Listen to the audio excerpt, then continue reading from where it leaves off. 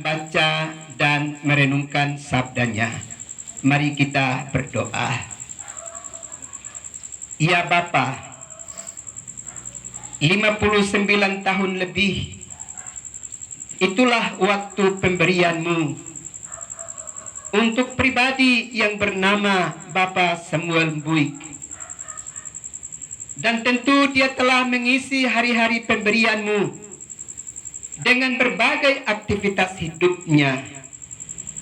Pada akhirnya sekarang dia sudah beristirahat, karena dia mesti kembali ke hadirat-Mu mempertanggungjawabkan kepercayaan yang telah Tuhan berikan kepadanya di bumi ini. Karena itu bersama dengan mama, anak-anak, mantu dan cucu, dan semua rumpun keluarga besar dan umat Tuhan sekalian, kami mau mendengarkan kebenaran firman-Mu. Datanglah dan berkati kami sekalian. Demi Yesus Kristus yang adalah firman yang hidup itu, padamu kami berdoa dan menyambut firman-Mu. Amin. Baiklah, kita membaca kebenaran firman Allah yang akan saya bacakan dalam kitab Ayub pasal 14 ayatnya yang kelima dan ayatnya yang keenam. Beginilah bunyi firman Allah. Jikalau hari-harinya sudah pasti dan jumlah bulannya sudah tentu padamu, dan batas-batasnya sudah kau tetapkan, sehingga tidak dapat dilangkahinya, hendaklah kau alihkan pandanganmu daripadanya, agar ia beristirahat, sehingga ia seperti orang upahan dapat menikmati harinya. Demikianlah jauh bacaan firman Allah untuk kita sekalian. Dan yang dikatakan berbahagia adalah setiap kita yang setia mendengarkan kebenaran firman Allah, setia memelihara, setia melakukannya dalam hidup kita hari lepas hari. Sidang penghiburan yang terkasih dalam Yesus Kristus, keluarga besar Mbuik, Letik, Mama Ince, anak-anak, mantu dan cucu, dan seluruh umat Tuhan sekalian, selamat malam, salam. Salam. Ya, kita tidak pernah menyangka bahwa tadi malam jam 9:30 mungkin ya, kalau tidak salah, itu Bapak Samuel mesti meninggalkan Mama Ince, anak-anak, mantu dan cucu terkasih. Sebelumnya beberapa hari yang lalu, saya bersama dengan rekan-rekan majelis di lingkungan 1, khususnya di rayon, di lingkungan 3, khususnya di rayon yang melayani keluarga ini, kami datang merayakan hari ulang tahun pernikahan yang ke-38. Jadi baru beberapa hari yang lalu, Bapak Samuel sempat keluar dan kami bisa bercerita sedikit, kemudian beribadah dan tiup lilin ulang tahun yang ke-38 secara bersama-sama. Kita tidak pernah menyangka bahwa itulah perayaan ulang tahun pernikahan yang terakhir bersama dengan istri terkasih Mama Ince. Dan perayaan ulang tahun pernikahan yang kami rayakan saat itu tidak sempat disaksikan oleh anak-anak semua. Karena satu ada jauh di Medan, yang lain masih di tempat kerja, dan kami bersama dengan mama dan majelis jemaat lingkungan 3 yang merayakan itu secara sederhana. Apa yang kita mau perhatikan untuk kenyataan ini? Ternyata tidak ada seorang pun di antara kita yang tahu secara persis bahwa Waktu hidup kita, hari-hari hidup kita akan berakhir pada waktu yang kita ketahui secara pasti. Sama sekali tidak. Dan tentu Mama Ince sendiri tidak tahu bahwa tadi malam itu adalah waktu yang terakhir. Kalau kita belajar di dalam kitab Ayub pasalnya yang ke-14 tadi, ternyata yang mengetahui secara pasti berapa lama kita hidup di bumi ini adalah pemilik hidup itu sendiri, yakni Tuhan. Jikalau hari-harinya sudah pasti dan jumlah bulannya sudah tentu padamu dan batas-batasnya sudah kau tetapkan sehingga tidak dapat dilangkahinya, hendaklah kau alihkan pandanganmu daripadanya agar ia beristirahat, sehingga ia seperti orang upahan dapat menikmati harinya.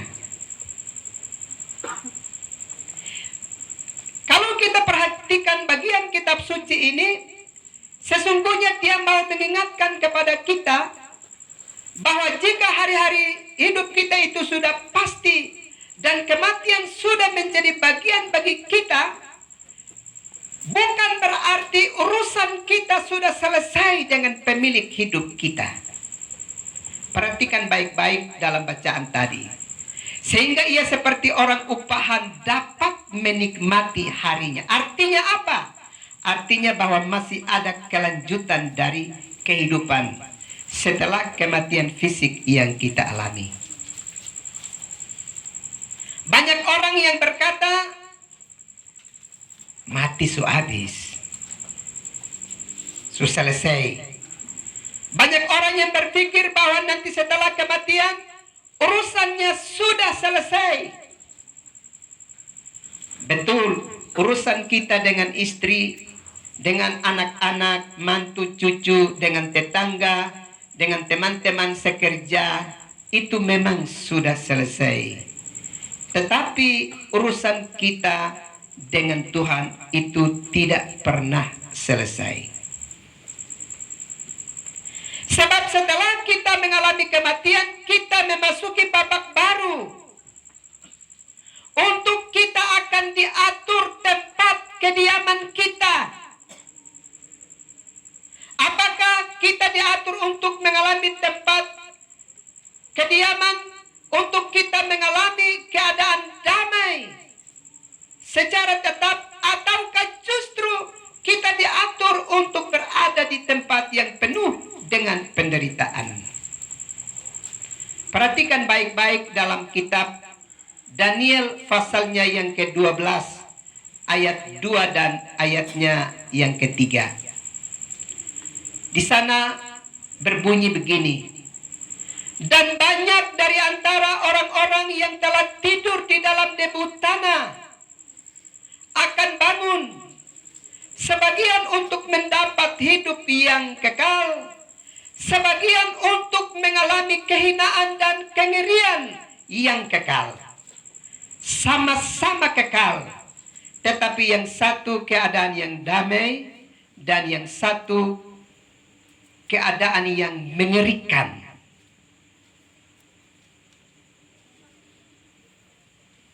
Karena itu Bapak Ibu saudara-saudara yang terkasih dalam Yesus Kristus, selagi kehidupan ini dipercayakan oleh Tuhan kepada kita, jangan pernah kita sia-siakan waktu pemberian Tuhan dimaksud.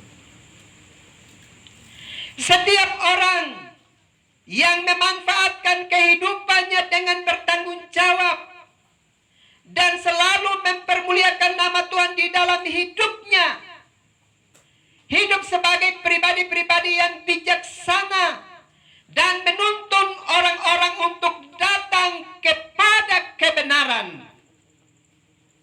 Perhatikan baik-baik di dalam kitab Daniel 12 ayat yang ketiga. Di sana dicatat begini, dan orang-orang bijaksana akan bercahaya seperti cahaya cakrawala, dan yang telah menuntun banyak orang kepada kebenaran, seperti bintang-bintang tetap untuk selama-lamanya.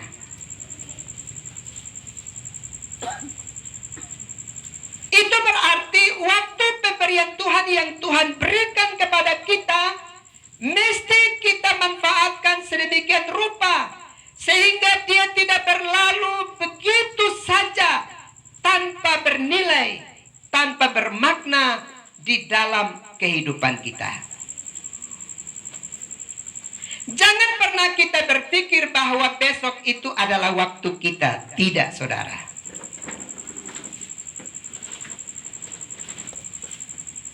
Waktu kita adalah hari ini.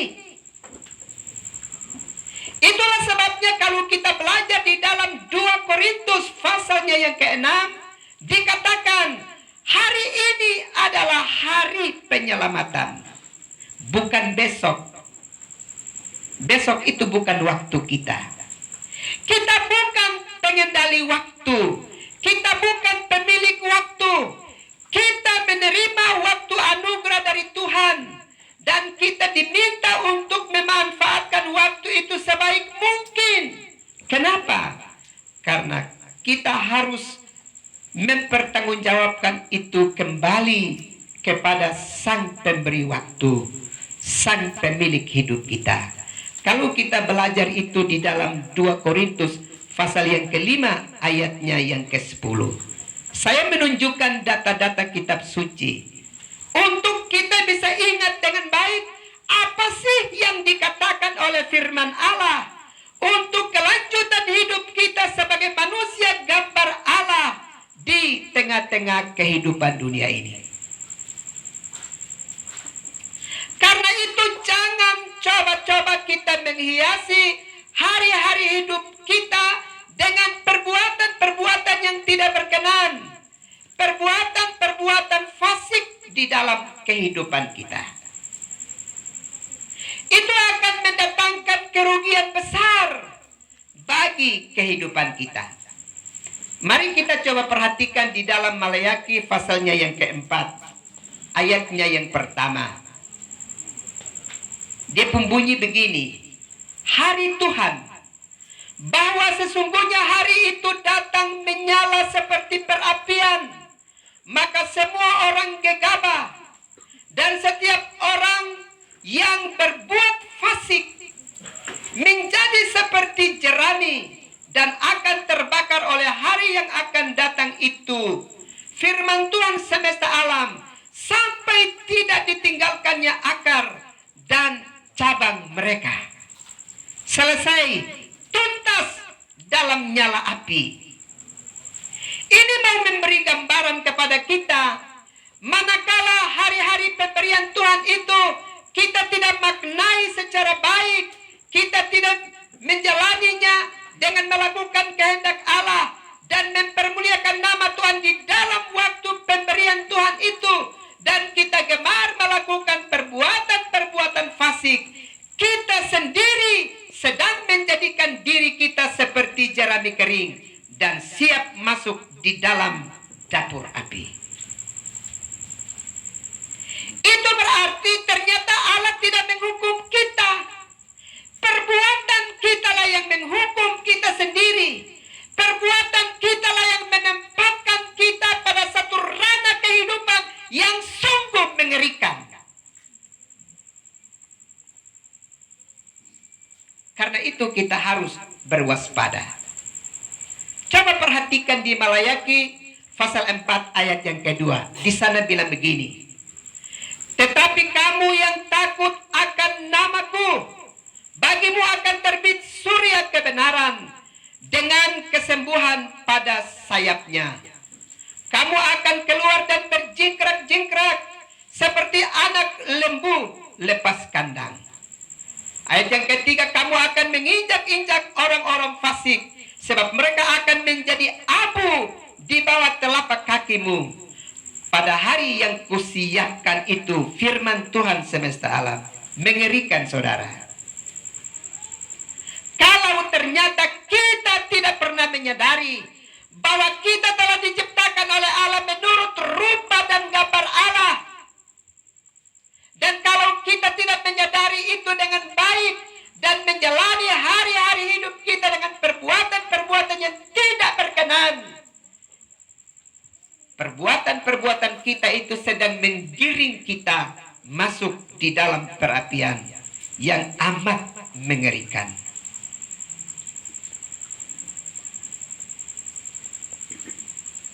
Bapak Ibu saudara-saudara yang terkasih dalam Yesus Kristus, itulah sebabnya waktu pemberian Tuhan ini mesti kita jalani secara sungguh-sungguh. Allah itu sangat mengasihi kita, sampai-sampai dia mesti meninggalkan tata surgawi, memasuki dunia dan berjumpa dengan kita umat manusia yang berdosa, dan dia berjuang untuk menguduskan hidup kita, mengampuni dosa kita, supaya kita direbut dari kuasa maut untuk mengalami keselamatan kekal. Dan ingat, kalau kita belajar di dalam surat Roma, kalau kita belajar di sana dengan jelas Rasul Paulus menegaskan kepada kita pada Roma pasal 6 ayatnya yang ke-17 dan ayatnya yang ke-18. Di sana dikatakan bahwa setelah pengorbanan Yesus Kristus, kita ini bukan lagi hamba dosa, tetapi hamba kebenaran. Karena itu, kalau kita sudah tahu bahwa Kristus sudah mengorbankan dirinya untuk keampunan dosa dan keselamatan kita, mestinya kita tidak lagi melibatkan diri kita dalam perbuatan-perbuatan yang tidak berkenan. Masih gemar melakukan dosa di dalam hidup ini.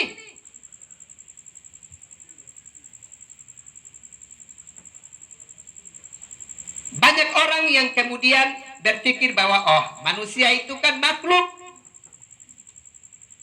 yang memiliki eksistensi diri yang paling tinggi, dan dia bisa memperbaiki dirinya sendiri. Dia tidak butuh pribadi yang lain untuk menolong dirinya.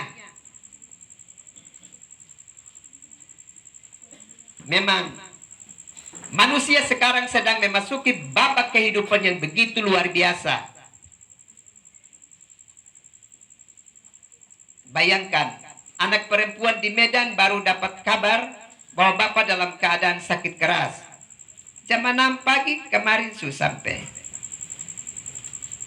Itu berarti memang manusia begitu luar biasa dan hebat. Betul. Tapi kita harus ingat bahwa manusia tidak kuat pada dirinya. Manusia itu diciptakan oleh Allah menurut rupa dan gambar Allah. Karena itu manusia itu dilengkapi dengan daya kreativitas yang tinggi, sehingga dia bisa membuat banyak hal yang begitu hebat untuk memudahkan hidupnya, memajukan hidupnya di dalam dunia ini. Karena memang di dalam kisah penciptaan, dari seluruh makhluk yang diciptakan oleh Allah, hanya satu makhluk yang diberi kuasa oleh Tuhan, yaitu manusia. Itulah sebabnya kalau manusia itu begitu hebat, melebihi makhluk yang lain, betul. Karena memang dia diberi kuasa oleh Tuhan. Tapi dalam kitab Ulangan pasal 6 ayat 10 sampai dengan 11 dan 12, Tuhan Allah kasih ingat begini. Tapi ingat, kalau kamu sudah memasuki hari-hari hidup yang hebat, rumah-rumah kamu penuh dengan barang-barang mewah, barang-barang baik, kamu hidup begitu enak, berhati-hatilah supaya kamu tidak melupakan Tuhan Allah. Dalam kitab Ulangan pasal 30 ayat yang kelima, Tuhan Allah berfirman bahwa anak-anak yang lahir kemudian itu akan memiliki hari-hari hidup yang jauh lebih hebat dari nenek moyang mereka. Dulu Bapak Samuel baru lahir itu hampir 60 tahun yang lalu. Waktu itu kemungkinan besar di kampung-kampung orang masih tumbuk biji kusambi dan kapas, kemudian bakar untuk mendapatkan nyala api. Betul? Orang masih pikul air dengan haik. Ya. Orang masih kokok kayu api. Tapi sekarang tendes kenop su menyala. Putar di kamar mandi su meleleh. Memang Tuhan Allah sudah kasih tahu dalam firman-Nya, anak-anak yang lahir kemudian itu akan hebat. Kenapa hebat? Allah membuat mereka hebat karena memang manusia sudah diberi mandat kebudayaan untuk menguasai dunia ini. Karena itu harus hebat. Tapi tidak berarti karena begitu tidak lagi menghormati Tuhan. Karena itu, kepada Bapak Ibu, saudara-saudara yang terkasih, mari kita harus ingat dengan baik. Manfaatkan waktu pemberian Tuhan ini dengan mengisinya dengan perkara-perkara yang bermakna dan yang mempermuliakan nama Tuhan. Untuk apa? Supaya kita benar-benar menghormati Tuhan. Kita benar-benar percaya kepada Yesus sebagai Tuhan dan Juru Selamat bagi hidup kita. Untuk apa? Untuk apa percaya Yesus Kristus? Supaya kalau kita mati, itu kita tidak tinggal dalam maut, tapi kita pindah dari dalam maut ke dalam kehidupan kekal. Dalam Injil Yohanes pasalnya yang kelima, ayat yang ke-24. Dengan jelas dikatakan, setiap orang yang masih hidup, yang benar-benar percaya kepada Yesus, bahwa Dia adalah Tuhan dan Juru Selamat bagi hidupnya, mati tidak dikuasai maut, tapi pindah dari dalam maut ke dalam kehidupan kekal. Kenapa harus pindah dari maut dan ada di dalam kekekalan? Karena Injil Yohanes 17 ayat yang ke-24 berkata, Yesus sudah berjanji, semua yang telah diselamatkan, yang telah Dia rebut dari kuasa maut itu, harus melihat kemuliaannya secara langsung di dalam sorga rumah Bapa. Malah Yesus dalam Injil Yohanes 17 ayat 2 dan 3 bilang, Yesus siap rumah bagi kita. Karena itu kalau Rasul Paulus bicara dalam 2 Korintus pasal 5, bahwa kemah kediaman kita di bumi ini akan dibongkar, Tuhan Yesus bilang begini, bongkar juga Yesus siap rumah untuk dong. Pertanyaan bagi kita adalah, selagi kita masih hidup, kita mengikuti perintahnya, kita percaya kepada Dia atau tidak? Dalam Wahyu 14 ayatnya yang ke-12 bilang begini, yang penting bagi manusia itu adalah tekun, hidup dalam kekudusan, taat pada perintah Tuhan, dan beriman kepada Yesus Kristus. Apa yang dimaksudkan dengan hidup kudus? Hidup kudus itu dikuduskan, itu dikhususkan bagi Tuhan. Tubuh ini mesti dikhususkan bagi Tuhan. Kalau kita belajar di dalam pertama Korintus, tubuh ini adalah bait Roh Kudus. Karena itu jaga kekudusan bait hidup kita. Karena ini tempat Roh Kudus. Yang muda-muda dong, jangan sedikit-sedikit berkumpul kok main tioik terus, oli samping masuk terus, meta sampai pagi laloli. Jangan. Tubuhmu adalah bait Roh Kudus. Itulah sebabnya Wahyu pasal 14 ayat 12 bicara tentang pelihara kekudusan hidup.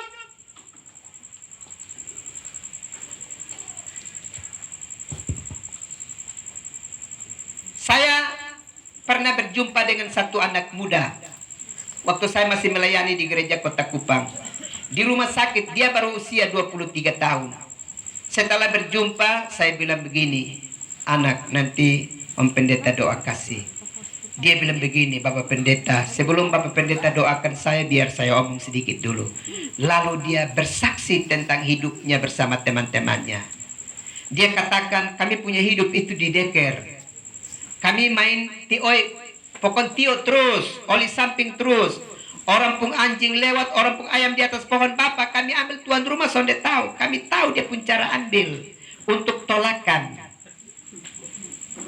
Tapi begitu banyak waktu saya sudah gunakan untuk buat hal-hal yang jahat. Bapak doa kasih saya, kalau saya sembuh, saya pun kawan-kawan banyak, nanti saya ajak kok kami vokal grup di gereja. Terus saya bilang begini, bicaralah dengan Yesus. Dia pemilik hidupmu sekarang. Lalu dia berteduh sejenak, air matanya mengalir. Dia berdoa. Kemudian setelah itu dia bilang, Bapak, saya sudah selesai, nanti Bapak doa kasih saya. Terus saya berdoa untuk yang bersangkutan. Ternyata 4 hari kemudian dia mengalami kematian. Karena dia sudah cuci ginjal, setiap hari mesti cuci. Akhirnya dia belum bentuk vokal grup, dia sudah jalan. Karena itu, mari pergunakan waktu hidup yang masih ada. Sekali lagi ingat, kita bukan pemilik waktu. Kita menjalani waktu pemberian Tuhan. Jalani itu dengan baik dalam hari-hari hidup kita. Bapak Samuel sudah menjalani itu. Di tengah-tengah keluarga Buik, dia telah menjalani itu. Kemudian bersama dengan Mama Ince 38 tahun. Dia menjalani kehidupan bersama dengan istri. Dan dari tengah-tengah persekutuan hidup mereka lahir putra dan putri terkasih. Dia sekarang sudah beristirahat. Dia memasuki babak baru untuk mempertanggungjawabkan apa yang selama ini dia lakoni dalam hidupnya, baik ataupun jahat. Setiap kita, tidak ada satu manusia pun di bumi ini yang akan lolos. Siapapun dia, pasti akan menghadap yang namanya Yesus Kristus. Tidak ada yang lolos. Dari ujung bumi sampai ujung bumi tidak ada yang lolos. Karena hanya ada satu penguasa sorga dan bumi. Menurut Injil Matius 28 ayat 18, itu Yesus Kristus. Dialah yang disebut sebagai hakim agung untuk mengadili seluruh umat manusia. Sana ada yang lolos. Sekarang di dunia ini ada yang olok-olok dia, bilang dia hanya sekedar anak tukang kayu. Oh tidak, tidak akan lolos pada waktunya. Mau pi mana? Sana bisa. Harus berhadapan dengan dia. Itulah sebabnya di dalam pengajaran-pengajaran iman Kristen selalu kita tegaskan, benar-benar percaya kepada Yesus Kristus. Karena tidak ada pengantara lain selain pribadi yang bernama Yesus Kristus. Satu-satunya. Coba baca di seluruh kitab-kitab di bumi ini. Siapa yang pernah bisa mengalahkan kuasa maut? Coba cari tahu di seluruh dunia. Dari ujung bumi sampai ujung bumi. Adakah orang yang pernah bisa mengalahkan kuasa maut? Soalnya ada. Ini COVID-19 yang kecil anak kita sudah lihat saja, orang ada tago yang setengah mati mau pi maut lah. Tidak ada. Hanya pribadi yang bernama Yesus Kristus. Dia yang mampu mengalahkan itu kuasa maut. Karena itu, itulah sebabnya Wahyu pasal 14 ayat 12 tadi bicara tentang Yesus. Mesti beriman kepada dia. Kenapa dia? Karena memang dia satu-satunya yang mengalahkan kuasa maut. Dan satu-satunya yang menggantikan kemah kita di bumi dengan rumah Bapa di sorga. Tidak ada yang lain. Tidak ada. Kecuali hanya Yesus satu-satunya. Karena itu selagi masih hidup, tolong percaya kepada dia. Hari Minggu lonceng gereja berbunyi, nah tolong pasang di telingaku dengar. Cukup banyak orang Kristen yang sekalipun dia punya rumah dekat rumah gereja, lonceng bunyi juga, mungkin dia selesai dengan kapas ke apa kok. Sodetoe juga. Nanti kalau sudah makan pakai selang baru, Tuhan tolong kalau beta sembunyi, beta bisa A, B, C dan seterusnya. Itu bunga sulayu. Jangan pernah bunga sulayu baru mau bawa di hadirat Tuhan. Betul, dia sangat mengasihi kita, tapi jangan pakai gaya model begitu. Ingat baik-baik hukum kasih yang diajarkan oleh Yesus Kristus. Dia bilang begini, manusia itu hidup di dalam dunia melakukan dua hal utama.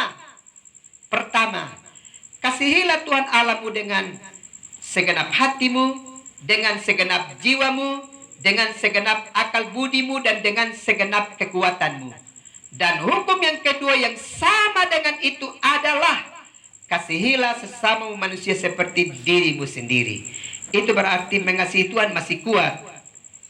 Bukan tagoyan-tagoyan baru mau datang kepada Tuhan. Tidak. Selagi masih kuat, selagi bunga belum layu, harus masih segar, itulah datang kepada Tuhan. Jangan terlambat Bapak Ibu. Sekali lagi, besok itu bukan waktu kita. Hari ini adalah waktu kita. Karena itu jangan sampai kita terlambat. Kiranya Mama Ince dan anak-anak mantu dan cucu, rumah ini harus tetap menjadi mesbah doa bagi keluarga. Nama Tuhan harus terus dipuji dan dipermuliakan di tempat ini. Untuk apa? Supaya di dalam pertama Tesalonika pasal 4 bicara tentang reuni akbar. Ada perjumpaan kekal dengan orang-orang yang kita kasihi. Karena itu mesbah keluarga harus dihidupkan di dalam keluarga. Sebab firman Allah berkata, Allah bertahta di atas puji-pujian umatnya. Sekarang ini dalam beberapa waktu ke depan, Mama Ince akan mengalami babak baru. Hidup sebagai seorang janda. Tetapi Alkitab selalu menyoroti bahwa para janda yang beriman selalu ada dalam pemeliharaan Tuhan. Karena itu tetap beriman kepada Yesus Kristus. Karena dia satu-satunya yang menjadi sandaran hidup bagi kita umat percaya. Kepada semua anak-anak mantu dan cucu, ikatkan dirimu kepada Yesus Kristus. Karena dialah yang nanti bisa mempertemukan kita kembali dengan orang-orang yang kita kasihi di dalam sorga rumah Bapa. Dalam satu pertemuan yang kekal dan tetap. Tuhan memberkati kita sekalian. Amin.